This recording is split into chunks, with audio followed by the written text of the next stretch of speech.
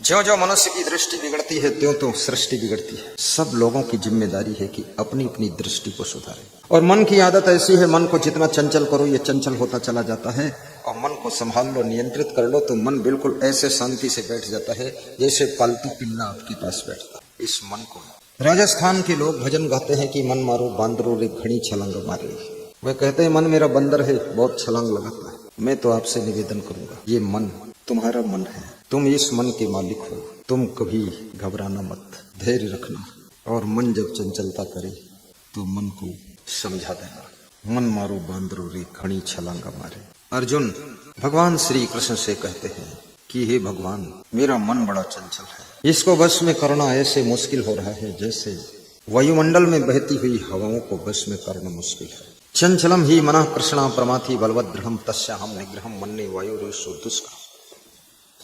सबके पास में मन है।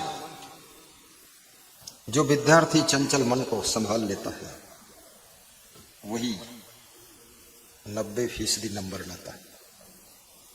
जो संत अपने मन को संभाल लेता है वो संत सिद्ध पुरुष हो जाता है। जो वैज्ञानिक अपने मन को नियंत्रित कर लेता है वो नई खोज करता है। बुद्धि तो बहुत है सबके पास में, लेकिन बुद्धि एकाग्र नहीं हो पा रही। मन की चंचलता के वशीभूत होकर के तुम्हारी बुद्धि छितर बितर हो जाती है। कितने माता पिता कहते हैं कि मेरा बच्चा पढ़ने में बहुत अच्छा था, 10th तक फर्स्ट आता था, 11वीं में फेल हो गया। मन डाइवर्ट हो गया, मन कहीं दूसरी जगह का चिंतन कर रहा है।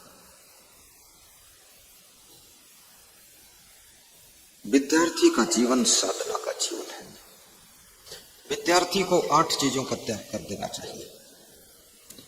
जिस विद्यार्थी का मन भटक जाता है, याद रखना, बचपन भटका है तो जवानी दुखद होगी, और जवानी भटक गई तो बुढ़ापा दुखद हो जाएगा। बुढ़ापे में भी भटकते रहोगे तो मृत्यु भी दुखद होगी, ठीक से मर भी न सकोगे। कितने लोग तो बचपन में भी भटकते हैं, जवानी में भी भटकते हैं, उनको कोई रास्ता ही नहीं मिल रहा है। चंचल मन, ई मन चंचल ई मन चोर। संत कबीर कहते हैं कि ये मन चंचल भी हो चोर भी है, चुपके से निकल जाता है। और तुम इसको जहां लगाओगे वहां लगता नहीं, बड़ी मुश्किलें पैदा करता है। सत्संग में बैठोगे तो घर की याद करेगा, तो घर जाओगे तो सत्संग की याद करेगा, दुकान पर जाओगे तो ससुराल की याद करेगा, और ससुराल में जाओगे तो फिर घर की याद करेगा। तुम जहां रहते हो वहां मन तुम्हारा रहता ही। बड़ा विचित्र मन है। मन की तरंग मार लो बस हो गया भजन। बहुत बड़ी बात है, मन की तरंग मार लो बस हो गया भजन। कबीर साहब के भजन की परिभाषा बड़ी विलक्षण है। वे कहते हैं मन की तरंग मार लो बस भजन पूरा हो गया। और जितना भजन है, जितना नाम जप है, जितना ध्यान है, जितना माला फेरना है और जितना पूजा पाठ है, सबका एक ही निशाना है कि आपके मन की तरंगें शांत हो जाए, इसलिए ध्यान कराया जाता है। और कबीर साहब डायरेक्ट कहते हैं कि मन की तरंग मार लो बस हो गया भजन।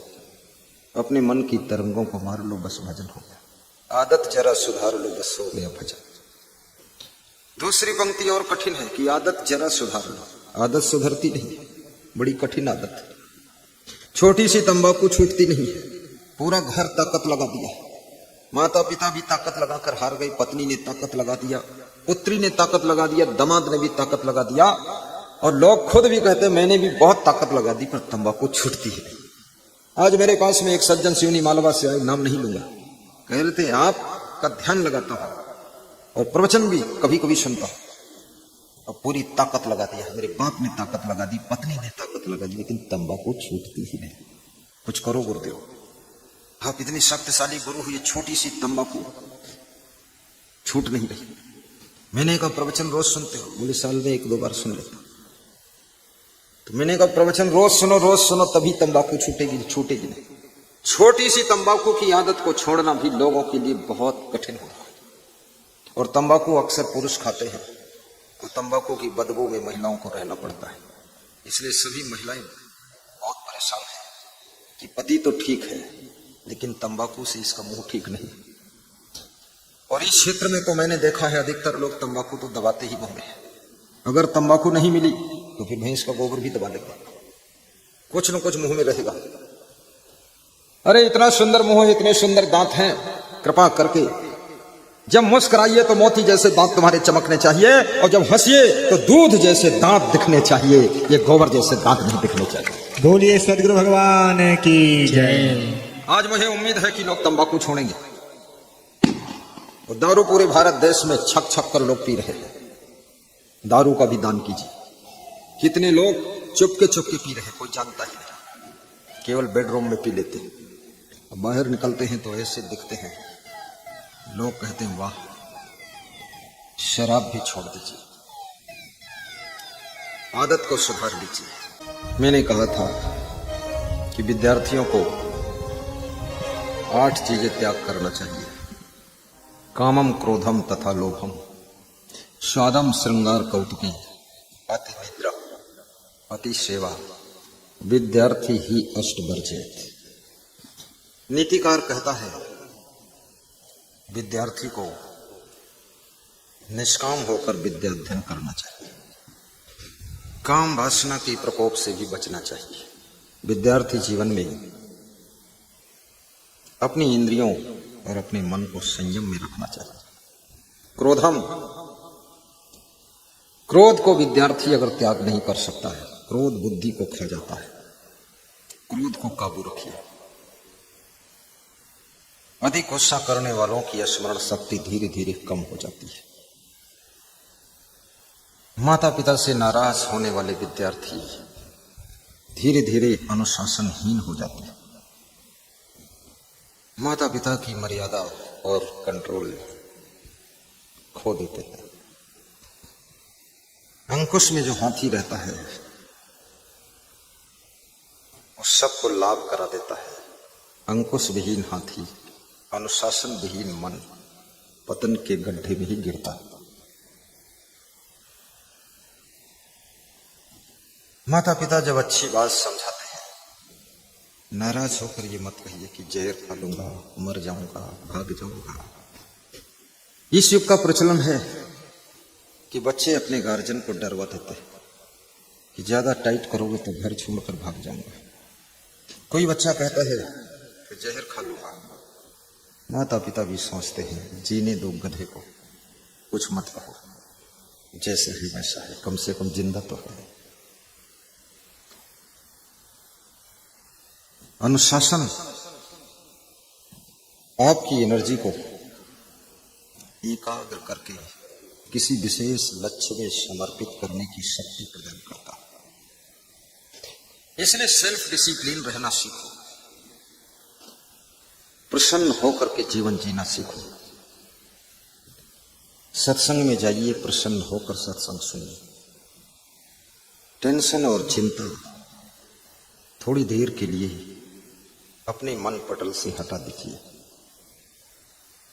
जीवन में बहुत से काम तुम्हारे हमेशा अधूरे ही रहते हैं, और एक झंझट खत्म होती है, दूसरी नई झंझट जन्म ले लेती है। दुनिया के झमेले हरगिज कम न होंगे। एक विचारक कहता है, पीछे लोगों को आवाज साफ सुनाई दे रही कि नहीं? पीछे वाली बोलो, ठीक है, बराबर है ना? ठीक है। कल मेरे संत ने बताया था कि आप बहुत धीरे बोल रहे थे, पीछे आवाज नहीं जा रही थी, तो आज मैं पहले से संकल्प लेकर आया हूं कि जोर बोलूंगा। दुनिया के झमेले हरगिज कम न होंगे। अफसोस बस यही है, क्या है? अफसोस बस यही है कि एक रोज हम न होंगे, एक रोज हम न होंगे। जोर से ताली बजाओ। ताली बजाने से बहुत फायदे हैं। ये ताली हर समय बजती भी नहीं है, और सत्संग में बजने का मौका है तो तुम बजाते नहीं हो। सत्संग तो प्रसन्न बदन से सुनना चाहिए। सुनि समझहि जन मुदित मन, मज्जहि अति अनुराग। सत्संग की विशेषता है मुदित मन से सुनना चाहिए। और समझना भी चाहिए। केवल सुनना ही नहीं है, समझना भी है। 3 दिन कथा सुन लिया, 7 दिन कथा सुन लिया, समझ में कुछ आया ही नहीं। सुनी समझे ही जन मुदित मन, गुस्सा मन से नहीं, अहंकार भरे मन से नहीं, क्रोध भरे मन से नहीं, चिंता भरे मन से नहीं, टेंशन भरे मन से नहीं, मुदित मन से सत्संग सुनने से लाभ होता है। और चिंता भरे मन से जो सुनते हैं उनको लाभ नहीं होता है। इसलिए सब चिंता हटा दीजिए और मुदित मन से सत्संग सुनिए। मुदित का अर्थ होता है प्रसन्न मन। प्रसन्न चेत सो ही आसु बुद्धि पर्यतिष्ठते। प्रसन्न चित्त रहने वालों की बुद्धि स्थिर हो जाती है, वो स्थित प्रज्ञ हो जाते हैं। प्रसादे सर्व दुखा नम हानि रस्योपजायते प्रसन्न चेतसो ही आसु बुद्धि पर्यतिष्ठते। दुखेश अनुद्विग्न मनः सुखेश विगत अस्पृहा वीतराग भय क्रोधा स्थित धीमन उच्यते। प्रजहाति यदा कामान सर्वान् पार्थ मनोगतान् आत्मनियो आत्मना तुष्टा स्थित प्रज्ञा तदा उच्यते। भगवान श्री कृष्ण ने स्थित प्रज्ञ के लक्षणों का जो वर्णन किया है उसमें एक श्लोक में यह बात आई कि प्रसन्न चेतसो ही आसु, प्रसन्न चित्त रहने वालों की बुद्धि स्थिर होती है।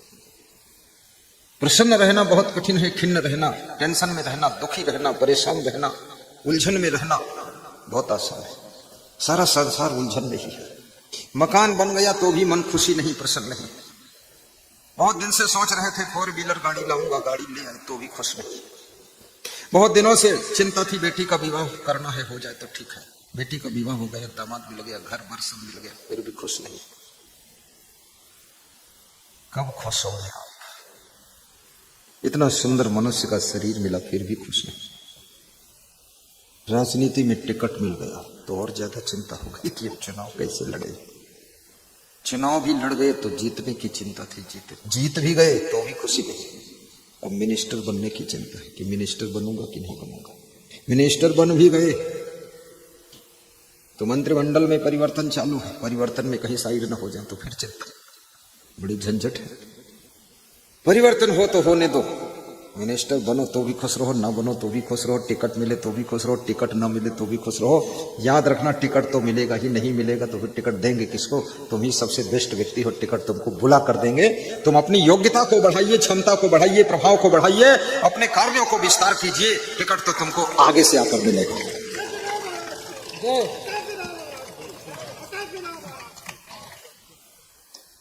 श्री अर्जुन सिंह रघुवंशी की जयकारा है। देखिए अर्जुन के बाणों की झंकार है उनकी वाणी में।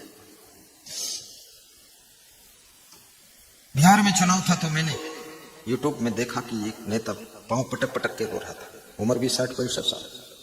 उसका टिकट कट गया, वो पांव पटकता था ऐसे जैसे बच्चे पटकते, जैसे बच्चे का खिलौना कोई छीन ले तो आंगन में पांव पटकते, लुढ़क पुढ़क जमीन पे लौट रहा था। हमने कहा ये ऐसे मूर्खों को टिकट मिल जाए तो देश बर्बाद हो जाए। इसको ज्ञान ही नहीं है, टिकट में सुख ढूंढ रहा है। याद रखना, तुम जो होने के लिए सृष्टि में जन्म लिए हो वही तुम बनोगे। तुम ज्यादा चिंता मत करो, जबरदस्ती मत करो। जो बनने के लिए आए हो तुम बन ही जाओगे। यदि तुम्हारे भाग्य में, किस्मत में, कर्म में है तो तुम प्राइम मिनिस्टर भी बन सकते हो। अगर ये कुछ नहीं है तो पीछे लटके रहो, जो हो वही रहोगे। इसलिए जो हो उसी में सुख मानो, और जो और बन जाओगे उसमें भी सुख मानिए, और जो नहीं बनोगे उसमें दुखी मत होइए। कोई चिंता नहीं। सुनि समझहि जन मोदित मन मज्जहि अति अनुराग, लाहि 4 फल अछत तन साधु समाज प्रयाग। और जो अति अनुराग से सत्संग की गंगा में स्नान करते हैं, मज्जहि माने स्नान करना। एक तो मंजन होता है जो दांत का मंजन किया जाता है। आज श्री गजराज सिंह जी शीला देवी टिमरनी से आए, हमारे लिए मंजन लाई, कपड़ा भी बहुत सुंदर लाई। मैंने कहा ये कपड़ा 200 रुपये मीटर होगा। बिल्कुल राइट गुरुदेव बता दिया। मैंने कहा रोज ही यही काम करता हूँ। बोले कपड़े के व्यापारी है? बोले व्यापारी नहीं, लेकिन कपड़ा लोग दान देते तो समझ जाते। और एक दान पात्र वो लेकर आए। उन्होंने कहा 3-4 साल का दान इसमें इकट्ठा किया।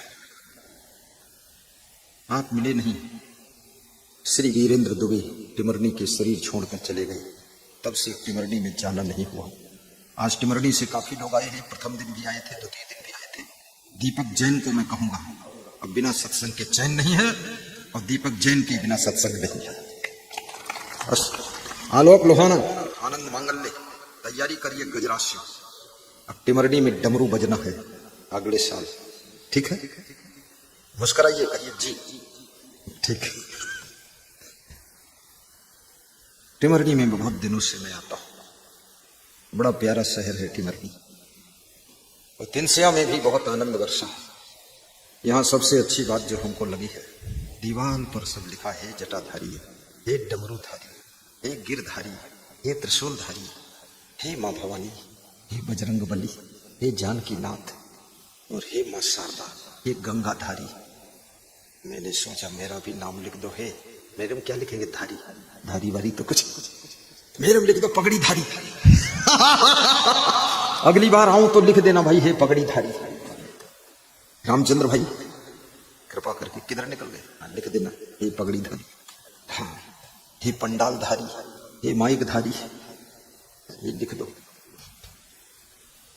जगह जगह खंभों पर लिखा राम बोलो। मन पर इसका असर पड़ता है, प्रभाव पड़ता है। इसलिए आपके घर में ज्ञान की बातें भी लिखी होनी चाहिए। दीवालों पर बोर्ड लगा दीजिए। आपके घर में महान पुरुषों के चित्र भी होना चाहिए। चित्र का बहुत बड़ा असर होता है। सांप का चित्र देख करके असली सांपों की याद आ जाती है।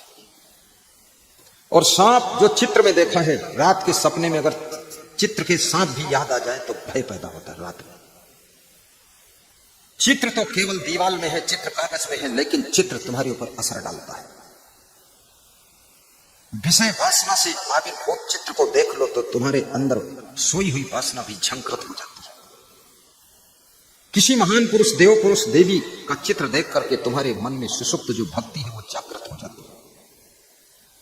इसलिए महान पुरुषों के चित्र लगाइए, देव पुरुषों के चित्र लगाइए, अपने माता पिता का भी चित्र लगाइए, 2-3 बुजुर्गों की जो पूर्वजों की पीढ़ियां हैं उनके भी चित्र लगाइए। और एक अपने यहां डायरी बनाइए, ऐसी डायरी बनाइए। अब शुरू कर दीजिए, अपने पूर्वजों का नाम लिख दीजिए, फिर अपना भी नाम लिख दीजिए। अब बच्चे को बता दीजिए, अब मैं तो जाने वाला हूं, तू तेरा नाम लिख लेगा। कम से कम 10-20 पीढ़ियों की याद तो रहे। कौन थे महाराजा दशरथ के पिताजी? राम के पिता कौन थे? सब संसार भूलता चला जा रहा है। कामम क्रोधम तथा लोभ। विद्यार्थी को तीसरी चीज लोभ का भी त्याग करना चाहिए। विद्यार्थी को चोरी नहीं करना चाहिए। जो विद्यार्थी चोरी करता है वो विद्यार्थी असमंजस में रहता है, अशांत रहता है, डिस्टर्ब रहता है। इसलिए लालच को भी जीतो। सभी विद्यार्थियों से निवेदन है, आशीर्वाद। स्वादम श्रृंगार कौतुके। चौथी चीज स्वाद को जीती है। ये स्वाद बहुत बड़ी आकर्षण करती है। ये चीज कितने लोगों ने स्वाद में आकर्षित होकर के अपने सुंदर स्वास्थ्य को भी खोया है। रोज सोचते हैं कि ये चीज नहीं खाऊंगा, जब सामने आ जाती है तो फिर खा लेते हैं, तबीयत खराब हो जाती है। 8 घंटे तक अस्वस्थ होने का दुख भोगते हैं, फिर थोड़ा ठीक होते हैं, अगले दिन फिर खा लेते हैं। स्वाद को जीतना बहुत बड़ी बात है। कितने लोग तो जिंदगी भर स्वाद के चक्कर में फंस करके कभी स्वस्थ ही नहीं हो पाते। कुछ न कुछ झंझट लगा ही रहता है। स्वाद के लिए मत जियो, स्वास्थ्य के लिए जियो। स्वास्थ्य की चिंता करो, स्वस्थ रहो, मस्त रहो, प्रसन्न रहो। यावत स्वस्थो ही अयम देहो यावन मृत्युस्त दूरिता ताव दातम हितम कुर्यात प्राणांति किम करिष्यति। स्वस्थ तन और स्वस्थ मन की आवश्यकता है। स्वस्थ रहने के लिए युक्ताहार विहारस्य युक्त चेष्टस्य कर्मसु युक्त स्वप्ना बोधस्य योगो भवत दुःखा। श्री कृष्ण ने अर्जुन से पूछा था, अर्जुन तू कुछ जानना चाहता है? अर्जुन ने कहा मैं ये जानना चाहता हूं कि सब दुख कैसे दूर होंगे। कृष्ण कहते हैं जिसका आहार विहार यथा योग्य है। देखिए बड़ी सिंपल सी बात कृष्ण गीता में श्लोक के माध्यम से संदेश दे रहे हैं अर्जुन को कि जिसका आहार विहार यथा योग्य। यथा योग्य क्या चीज है? युक्तता। यथा योग्य का अर्थ होता है कि आपकी उम्र क्या है, इसको भी देख करके आहार कीजिए। आपके शरीर में बीमारी क्या है, इसको भी देखकर आहार लीजिए। आपको आवश्यकता कितनी है, कितनी कैलोरी आपको चाहिए, उतने कैलोरी लीजिए। दौड़ भाग का काम नहीं है तो कम कैलोरी लीजिए। ज्यादा हार्ड वर्क है तो थोड़ा अधिक कैलोरी लीजिए। एक ही शब्द में कृष्ण ने गजब कर दिया। कृष्ण कहते हैं युक्ताहार विहारस्य। इस श्लोक में पहला शब्द है आहार और फिर है विहार। अगर सुखी होना चाहते हो तो अपना बिहार भी सुधारो। बिहार क्या है? बिहार प्रदेश नहीं है, बिहार। बिहार का मतलब होता है विहरण।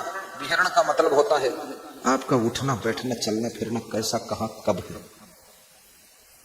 दुख नहीं मिटेंगे अगर गलत जगह बैठोगे, दुख बढ़ सकते हैं। जिन गलियों में तुमको निकलना नहीं चाहिए उन गलियों में तुम निकलोगे तो भी तुम्हारा अपमान होगा, बदनामी होगी, दुख बढ़ेगा, वहां मत निकलिए। अपनी उम्र और सामर्थ्य और आवश्यकता के अनुसार चलना फिरना कीजिए।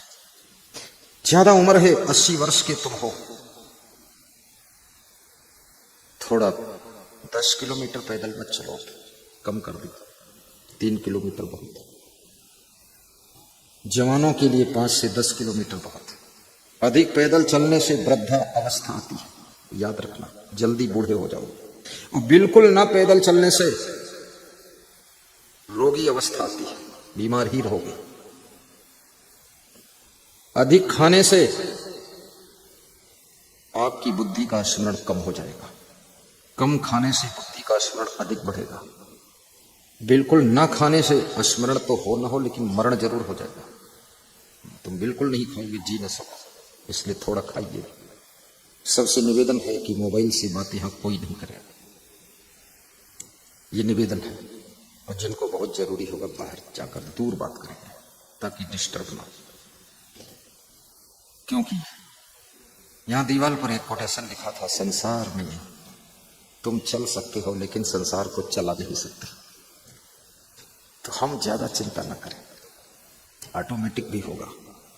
कर्म करना तुम्हारा धर्म है और कर्म का फल तो कर्म देगा, उसकी चिंता मत करो। कर्मण्येष्वाधिकारास्ते मां फलेश कदाचन। कर्म में तेरा अधिकार है, फल की इच्छा तू मत कर। स्वयं कर्म करोत्यात्मा स्वयं तत्फल मत्स्नते स्वयं भ्रमन्ति संसारी स्वयं तत्स्माद्य विमच्यते। एका पापानि कुर्ते फलम भोगते महाजनः भोक्तारो विप्रम उच्यन्ते कर्ता दोषेण लिप्यते।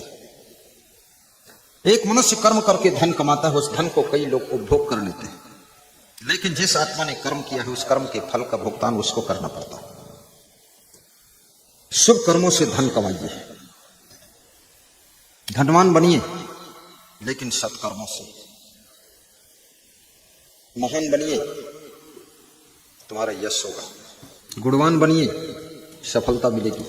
चरित्रवान बनिए, तुम्हारी पूजा होगी। बुद्धिमान बनिए, उन्नति होगी। विवेकवान बनिए, सुखी रहोगे। और सदाचारी बनिए, कुल परिवार की रक्षा होगी। कुलम वृत्तेन रक्षते। सदाचार से कुल की रक्षा होती है, परिवार की रक्षा होती है। सत्येन रक्षते धर्मो। सत्य से धर्म की रक्षा होती है। विद्या योगेन रक्षते। योग से विद्या की रक्षा होती है। मृजया रक्षते रूपम। और शुद्धता सफाई से सुंदर रूप की रक्षा होती है। कम से कम दिन भर में 6-7 बार मुंह को धो लिया करो। कितने लोग तो सुबह मुंह धोते हैं, उसके बाद दूसरे दिन सुबह फिर धोते, 24 घंटे धोते ही नहीं। कितने लोग भोजन खाने के बाद हाथ धोते, पहले हाथ धोते ही नहीं। जो भी दिन भर का मैल अंगुलियों में लगा है वो सब दाल भात में घोल कर पी जाते हैं। शुद्धता नहीं। शुद्धो से बुद्धो से निरंजनों से। शुद्धता, पवित्रता, सफाई खूब रखिए। मैं इस गांव में कई घरों में गया हूं, जिनके जिनके घर गया हूं सबके घर में मुझे सफाई बहुत मिली, बहुत सुंदर प्रेम सबने बहुत किया। 11 दिसंबर की शाम को नीरस रघुवंशी पिता गोवर्धन रघुवंशी के घर गया, और जिसके जिसके घर गया काजू किशमिश और बादाम, मेरा पैसा लगे न छदाम, और खाने के लिए आए काजू किशमिश बादाम। तो मैं देखता था और एक किशमिश उठाकर धोकर खा लेता था, और बाकी प्लेट अंदर ले जाओ। सबके घर फल कटिंग सेटिंग से मिलते थे, फल भक्तों को बंटवा देता था, साधुओं को भी नहीं देता था, बिल्कुल मना। क्योंकि कई घरों में जाना, खाने में लग जाओगे 20 मिनट और खराब हो जाएंगे, आगे बढ़ो। दूसरी पधरौनी अभिषेक रघुवंशी पिता श्री सुभाष रघुवंशी की यहाँ हुई थी। अभिषेक ने भी बहुत प्रेम किया था, उन्हीं के घर मुझको रहना था, लेकिन मेरे आने से पहले उनके घर में एक नया बालक आ गया। उसने कहा मैं रहूंगा, तुम नहीं रह सकते, तो मुझे दूसरे घर जाना पड़ा, लखन जी के। छोटे से बालक ने हमको ढकेल के बाहर किया, इधर तुम मत आना, और जन्म ले लिया। विकास रघुवंशी पिता श्री ओम प्रकाश रघुवंशी, इन्होंने भी बहुत सेवा किया था। गोपाल रघुवंशी पिता श्री द्वारिका प्रसाद रघुवंशी, बहुत प्रेम से सेवा किया। गोपाल बहुत बड़े भक्त है, गुरु का हंसता खूब है। उसके घर हम गए और से सारी चिंता छोड़ दी, खाली मेरे पास बैठ के हंसता था। तो मैं सोचता खाली हंसेगा कि कुछ लाएगा ही। 12 दिसंबर की शाम को लक्ष्मण जी पिता श्री द्वारिका प्रसाद जी, इनके हमें गया था, बहुत प्रेम किया। 3 भाई हैं लक्ष्मण जी। दूसरी पधरौनी शिवम रघुवंशी पिता श्री राम बाबू जी के यहाँ। तीसरी राम सिंह भगत जी, राम फेरी वाले। ये भगत जी बहुत प्रेमी है, लोह वंशी, ये रघुवंशी नहीं। यहाँ कई प्रकार के वंशी, रघु जब वंशी खत्म होता तो लोहा वंशी, लोह वंशी आता, वो खत्म हो तो यदुवंशी खड़ा है, यदुवंशी भी है। श्री जुगल किशोर रघुवंशी, ये पुराने भक्त गुरु जी के। कुंभ मेला सिंहस्थ प्रयाग उज्जैन में भी गुरु मंत्र लिया था, और उज्जैन आश्रम का सम्मान पत्र भी उनके घर देखा, उनको भी आशीर्वाद। श्री अनिल लोहवंशी, श्री अजब सिंह लोहवंशी, इनके घर भी बहुत प्रेम मिला। श्री मुकेश, श्री मनीष, श्री ओम प्रकाश घोड़े वाले, बहुत प्रेम है उनका, वो भी गुरु मंत्र ले चुके। इस गांव में भक्ति पहले से आ गई। कह रहे थे मेरा सौभाग्य है जो रामचंद्र जी आपको यहाँ ले आए, और मेरे घर भी चरण पड़ गए। हम तो गुरु जी नहीं ला पा रहे थे, पर वो ले आए। और उन्होंने जो बात बताई, कहा आपका फोटो मेरे घर लगा है, मैं इस फोटो के सामने सब कुछ मांग लेता हूँ, आज तक जितना मांगू हूँ सब मिल गया है। मैंने कहा मेरे फोटो से मांग मांग कर तो सब पा गया, और मैं तो कुछ नहीं पाया। बोले तुम अपने गुरु के फोटो से मांगो, इसमें क्या रखा, श्रद्धा है उनकी। बोले आपकी फोटो के सामने रो भी लेता हूं, हंस भी लेता हूं, मांग भी लेता हूं। सिद्ध महान पुरुष के फोटो के सामने भी हाथ जोड़ करके तुम याचना करोगे, पूरी हो जाएगी। श्री नंदराम पिता श्री राम बाबू, ये 7वीं पधरौनी हुई थी।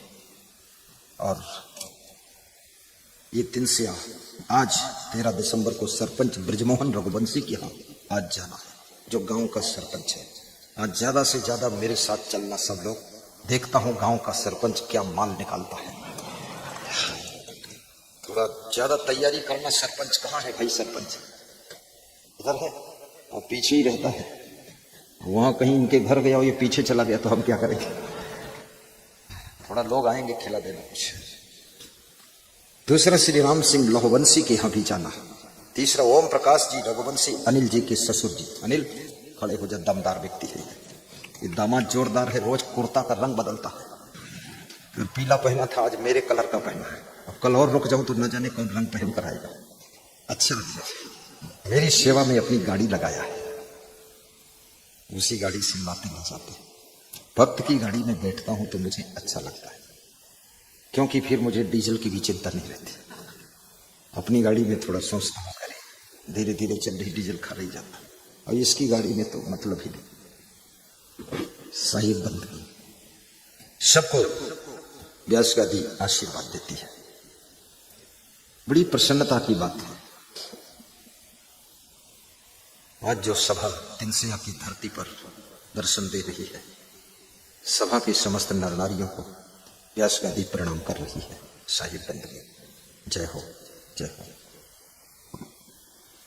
कामम क्रोधम तथा लोभम स्वादम श्रृंगार कोटि के। विद्यार्थी को श्रृंगार से भी बचना चाहिए। श्रृंगार यानी फैशन। फैशन तुम्हारी बुद्धि के 20-30% हिस्से को खा जाता है। बार बार तुम शीशा देखते हो, बाल देखते हो, गाल देखते हो, ओंठ देखते हो, उसी में टाइम बर्बाद होता है। इसलिए फैशन से भी विद्यार्थी को ऊपर उठना चाहिए। और जितना शरीर को सजाने धजाने में तुम मेहनत करते हो, अगर इतना अपने जीवन को सुंदर बनाने में मेहनत करो तो याद रखना तुम्हारे अंदर राम का रूप दिखाई देगा और तुम्हारे अंदर मां सीता का रूप दिखाई देगा।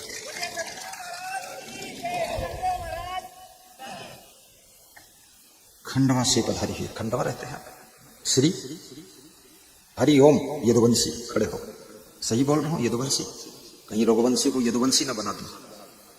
खंडवा में सत्संग कराने की इनकी इच्छा है। देख लो इस बच्चे का बहुत प्रेम है, स्नेह है खंडवा जिले में। और मैं तो चाहता हूं जो हमारे श्री नेताजी आए हुए हैं, ये मेरी पकड़ में आ जाए नेता तो ये भी सत्संग करा दे, पर पकड़ना है कठिन। कोशिश कर रहा हूं, निशाना सामने ही लगा है। एक सत्संग तुम भी कराना, ठीक है? जय हो। क्या नाम है? श्री मनोज परमार का नाम लिखकर अभी तक भेजा नहीं संत जी ने। कोई और लोग लिख दो, हमारा संत पढ़ा लिखा नहीं। हाँ, जल्दी जल्दी लिख दो फटाफट। मनोज परमार कहाँ घर है? इंदौर से। अरे वही मनोज परमार जो बात हुई थी मोबाइल में। अरे मेरा प्रिय शिष्य है, ताली बजा दो इसके लिए जल्दी से। बहुत अच्छा प्रिय शिष्य है। हाँ, ये तो सत्संग कर रही देगी। आशीर्वाद देता हूं। अपने समाज के वे राष्ट्रीय अध्यक्ष भी, बहुत बड़ा पद उनको मिला। धन्य हो, बड़ी दूर से आया। इंदौर तो बहुत दूर है ना, बहुत दूर। दिल में प्रेम भरपूर है। इंदौर तो इंदौर, दिल्ली भी नहीं दूर है। और दिल में प्रेम अगर कमजोर है तो घर की देहरी भी बड़ी दूर है। घर की देहरी भी दूर है। तो प्रेम की बात है। ये सभी लोग प्रेम से बैठे हैं, प्रेम में ही आए हैं। क्योंकि किसी को समय नहीं है, सब लोग बिजी बहुत है। गुरु के प्रेम में, आयोजक के प्रेम में, यजमान के प्रेम में, कथा के प्रेम में सब पधारी है। सबको व्यवस्था की आशीर्वाद देती है, धन्यवाद देती है। आइए सत्संग को आगे ले चलते हैं। कामम क्रोधम तथा लोभम स्वादम श्रृंगार कौतुके। कौतुके का अर्थ होता है कौतुक करना, मनोरंजन करना। विद्यार्थी को मनोरंजन से बचना चाहिए। 1-1 बजे रात तक मोबाइल में मनोरंजन देखते रहें। ये विद्यार्थी के भविष्य और भाग्य को बिगाड़ने में खतरा है इसका। समय पर सोइए भी। देखिए, प्रधानमंत्री मुख्यमंत्री के पास भी मोबाइल है, कलेक्टर के पास भी मोबाइल है, लेकिन उसका सदुपयोग करते हैं और समय पर बंद भी कर देते हैं और सोने के समय गहरी नींद सोते भी हैं। जो व्यक्ति ठीक से सो नहीं सकता है वो ठीक से जाग भी नहीं सकता है।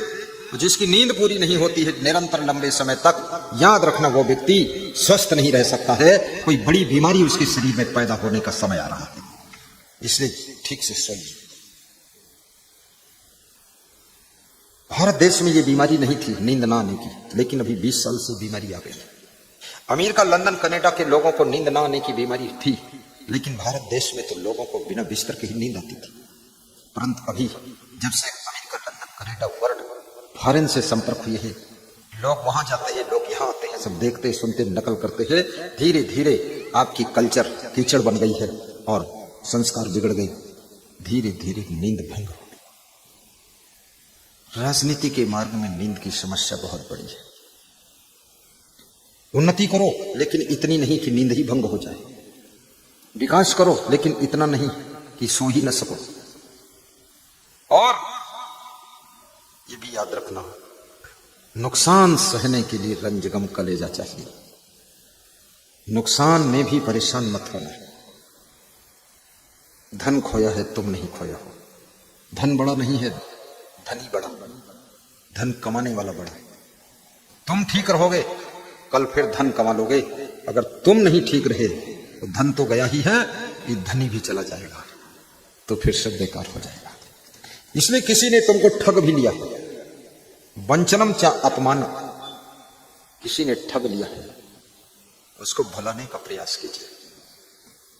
घर में कुछ कलह कलेश हुआ है, चा गृहे दुश्चरितानि चा, बाहर किसी से मत कहिए घर में कुछ लड़ाई है, अर्थनाशम धन का नाश हो गया, किसी को मत बताइए। मनस्तापम मन में कोई चिंता है, दुख है, सबसे मत कहो, कहो उसी से जो दूर कर दे खुशी से। सबसे अपना दुख भी नहीं सुनाना चाहिए। बहुत अपनी दुख और व्यथा सुनाने से लोग तुम्हारी हंसी करेंगे, लोग तुम्हारा दुख दूर न कर पाएंगे। इसलिए व्यासवादी यही कहती है, दुख में भी मुस्कुराना सीखो, कांटों की गोद में गुलाब जैसे बनकर खिलना सीखो। भगवान राम का वनवास हुआ तो ही केवट के सामने भगवान मुस्कुरा रहे। अविद्या छूट गई, माता पिता छूट गए, सुख सुविधा छूट गई, कनक भवन छूट गया, लेकिन भगवान की मुस्कान नहीं छूटी। और केवट से बोले तो मुस्कुरा कर बोले, कृपा सिंधु बोले मुस्काई, सोई करो जही तब नाम न जाए। केवट के हित चिंतक है राम, कहते हैं केवट तो वही कर जिससे तेरी नाव सुरक्षित रहे। चरण पखारना है तो पखार ले, कोई बात नहीं। तिलक सेवा प्रारंभ हो गई है, आरती का दर्शन कीजिए, प्रेम से तिलक लगवाइए। सबके मस्तक पर गोल चंद्रमा जैसा तिलक चमक रहा है, बड़ी आनंद है। तिलक लगाने के बाद आपका मन 10% शांत हो जाता है। तिलक का बहुत प्रभाव होता है। आरती का दर्शन करने से आपके मन में शांति आती है, इसलिए आरती का दर्शन भी करना चाहिए। कथा सत्संग में जाइए तो आरती के बाद ही वहां से उठ के अपने घर जाइए। कथा पूरी समाप्त हो जाए उसके बाद घर की यात्रा करें। बहुत जल्दबाजी मत करिए, पूर्णाहुति होने दो, महामंगल आरती होने दो। यदि कुछ प्रसाद बट रहा है, लैया मुरमुरा थोड़ा सा ले लीजिए, घर ले जाइए, एक दाना आप खाइए, एक दाना करके। अगर प्रसाद वहां नहीं बटा है तो ज्ञान के प्रसाद को संभाल कर ले जाइए, प्रवचन के प्रसाद को ले जाइए और अपने घर वालों को भी थोड़ा सुनाइए जाकर के कि आज गुरु भगवान ने ये बातें सुनाई थी। स्वादम श्रृंगार कौतुके अति निद्रा, सातवीं चीज विद्यार्थी को अति निद्रा से बचना चाहिए। 10-10 घंटे सोने की आदत, घंटे तो 24 ही रहेंगे, चाहे सोने में गंवा दो चाहे नहाने में गंवा दो। टाइम पास करने की आदत को छोड़ दो। कितने लोग स्नान करते हैं, 2-2 घंटे नहाने में लग जाते हैं, पूरा समय खाने नहाने में चला जाता है। थोड़ा समय शरीर को स्वस्थ रखने के लिए, व्यायाम के लिए भी दीजिए। थोड़ा समय मन को बस में रखने के लिए सत्संग स्वाध्याय के लिए दीजिए। थोड़ा समय रिश्तेदारों के लिए दीजिए, थोड़ा समय फैमिली के लिए दीजिए, थोड़ा समय बिजनेस में दीजिए, थोड़ा समय सर्विस में भी दीजिए उचित समय, और थोड़ा समय अपने मित्रों के लिए भी दीजिए, थोड़ा समय परोपकार के लिए भी दीजिए, थोड़ा समय राजनीति के लिए भी दीजिए। अपने क्षेत्र के समाज सेवी लोगों का भी मनोबल बढ़ाइए। समाज सेवी लोग बड़े महान होते हैं। समाज की पीड़ा को एहसास करके जन जन की सेवा में अपने जीवन को समर्पित करते हैं। समाज सेवा, जन सेवा, राष्ट्र सेवा, गौ सेवा, गुरु सेवा, संत सेवा, देश सेवा, ग्राम सेवा, अतिथि सेवा, मां की सेवा, पिता की सेवा, कुटुंब की सेवा, सेवा का श्रृंगार कीजिए। ये सेवक का नित भाव रहे, गुरु भक्त मिले, गुरु भक्त मिले। सेवक बनकर के जियो। उन्नति का साधन सेवा है, जिससे ही आत्म शुद्ध होती, पर लोभी मोही अभिमानी सेवक पद पाना क्या जाने। कामी क्रोधी लालची भक्त ने इनसे होए, भक्ति करे कोई सूरमा जाति वर्ण कुल खोए। जाति पाति कुल धर्म बढ़ाई, धन बल परिजन गुण चितराई, भक्तहीन नर सोहे कैसे, बिन जल बारिद देखी जैसे। भक्ति के बिना मनुष्य की शोभा नहीं, जल वर्षा के बिना बादलों की शोभा नहीं है, नमक के बिना भोजन में स्वाद नहीं है, और भक्ति के बिना जीवन में स्वाद नहीं है। इसलिए भक्ति करो।